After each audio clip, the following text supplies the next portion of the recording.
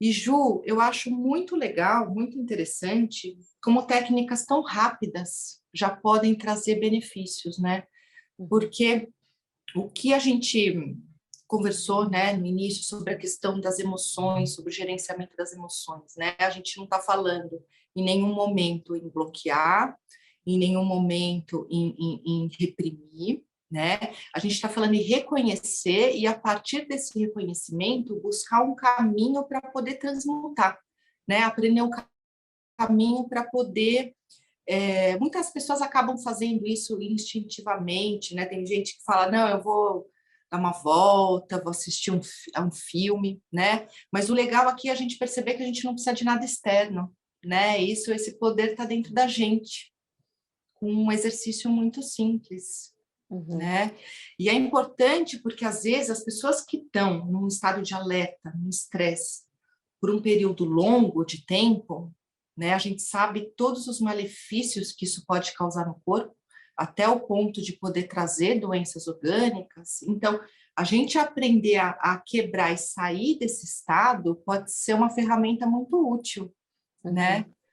É No, importante, desculpa, Marina, mas imagina.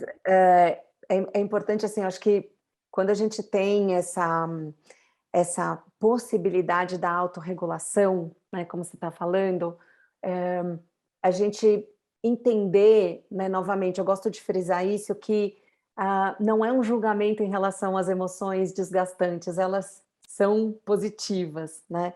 Mas o que a gente aprende é que a gente não precisa ficar estacionado nessas emoções. Hum, Muitas vezes a gente sente uma emoção desgastante, de repente recebe uma notícia, passa por um estresse no início do dia, e às vezes à noite a gente ainda está recontando a mesma história, revivendo aquela emoção e ressentindo aquela emoção. Então, todos os bioquímicos, toda a nossa fisiologia fica afetada por aquela emoção desgastante durante um período muito maior do que o necessário, né? hum. Então, eu acho que a grande sacada, né?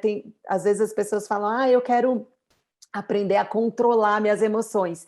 E eu gosto de dizer assim, a gente não tem como controlar, as emoções vão emergir, elas vêm, fazem parte de uma sabedoria do nosso corpo, elas aparecem. A pergunta, o que eu posso fazer para mim é, quanto tempo eu preciso ficar nessa emoção?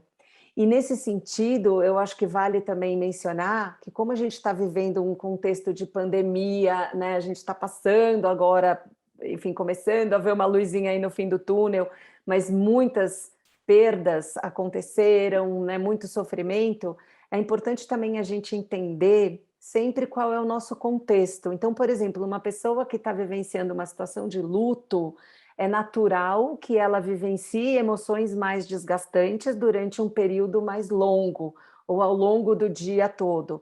Mas as práticas de autorregulação permitem um alívio dessas emoções.